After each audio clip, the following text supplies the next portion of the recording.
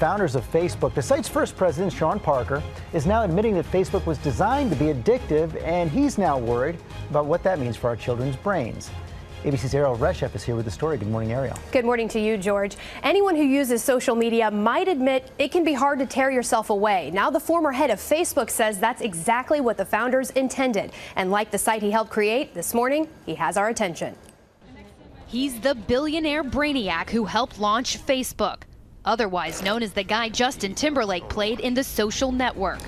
Drop the, just Facebook. But now, former Facebook president Sean Parker is sounding the alarm about the potentially addictive nature of social media. Like, what is that doing to people's brain? Speaking at an Axios event Wednesday, Parker, who worked with Mark Zuckerberg to develop Facebook, with a bombshell claim, saying the site was intentionally built to hook you. That thought process was all about how do we consume as much of your time and conscious attention as possible. It's a social validation feedback loop because you're exploiting a vulnerability in human psychology.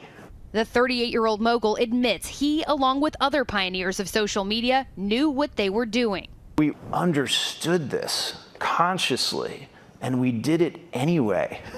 Facebook estimates its more than 2 billion users spend about 50 minutes per day on its apps, including Instagram and Messenger. It literally changes your relationship with society, with each other. While the medical community has yet to classify social media as addictive like alcohol or gambling, one recent study found that participants who appeared to use social media most compulsively showed changes in the part of the brain that controls impulse.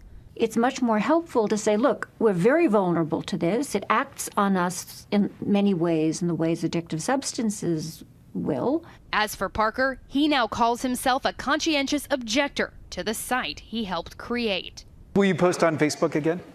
Of course. No, I post on Facebook all the time. I post on, I use these platforms. I just don't let these platforms use me.